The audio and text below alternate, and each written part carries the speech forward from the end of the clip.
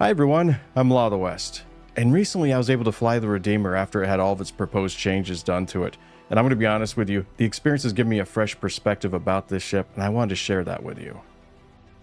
They made some rather substantial changes to its overall maneuverability, but the most noteworthy out of all of them is what they did to its pitch yaw and roll speeds. And this was done to compensate for some rather hefty reductions that were made to its guns and the amount of shielding that it has. And one of my biggest concerns that I had about these changes was, when it comes down to it, how fast could they really make the Redeemer, and would it even make a difference?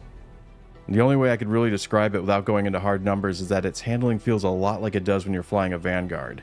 And most of the people that I talked to who had also had a chance to fly the new Redeemer had made this same comparison. Here's another thing that's going to help you to visualize why some of these changes were made to the Redeemer. These two ships have the same amount of shielding, which means that one of them was either heavily overprotected or was grossly lacking in shield strength. You can see by the size difference just how far out of its class the Redeemer was, and it should have never been boosted up to those levels in the first place. A friend recommended I put these two ships side by side and then take a look at them, and yeah, the changes that they made to the Redeemer's shield started to make a lot more sense after I did. I think that this comparison to the Vanguards is accurate, but only when it comes to their handling. But that is it. Someone was trying to tell me that they were the same size and basically the same kind of ship now, and that's the thing that I don't agree with. And to prove my point, I placed these two ships together as well. And you can see that it's noticeably larger than the Vanguard. The Redeemer always seemed to be the ship equivalent of a size 5 missile for me. The old shipyard articles that Star Citizen used to put out labeled a size 5 ordnance as being either the largest missile or the smallest torpedo, depending on how you wanted to look at it. And the Redeemer could be viewed in the same way. It could either be the largest medium-sized ship or the smallest large vessel in the fleet, and for me it really falls down the middle in between those two categories. It does play a similar role as the Vanguard, but it's now a lot more of an ultra-heavy fighter.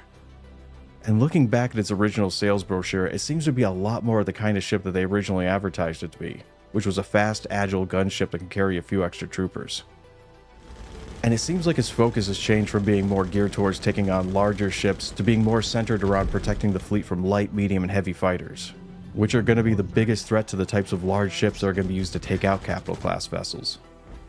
So the Redeemer is now supposed to be the choice you'd want to go with if you're looking for something to help protect your convoy from smaller, more nimble fighters, but you want something that was a lot more cost effective than a Hammerhead and has a lot longer range than a couple of light or medium fighters would. So a lot of my attitude is really softened up after getting a chance to fly the Redeemer and fight off some smaller ships with it. But I know that a lot of people are still not going to accept this, and I can understand why. It sucks to have something that you like taken away from you. You get used to a ship being a certain way and you start to rely on it. And if they take that away from you, then they also end up taking away your reasons for using it. So how you feel is perfectly understandable. And if you're trying to use this ship to take on larger vessels, then all of the changes that they made to the ship are going to be a huge disappointment. But if you want something that can be an even heavier hitting, longer range alternative to using a Vanguard, and you like the idea of being able to swat smaller ships out of the sky like they're nothing, then you might want to give the new version of the Redeemer a chance. One of the biggest issues I had with the old Redeemer was with how sluggish it felt, and it's so much more fun to fly now.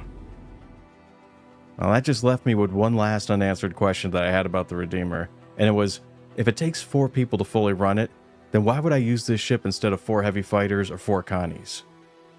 And I think that they finally answered that question for me. It's because a group of Connies wouldn't be good at taking on smaller craft, and 4 fighters wouldn't have the range or sustainability to stay with a convoy like the Redeemer does. They may have greatly reduced the amount of damage the Redeemer's turrets can do, but they're still the equivalent of having a medium-sized fighter strapped to the top, bottom, and in the front of the ship. So it's not like it's toothless. Well, that's going to be it for this video on all the changes that they've done to the Redeemer. I've been your host, Law of the West. Thanks for watching, and take care.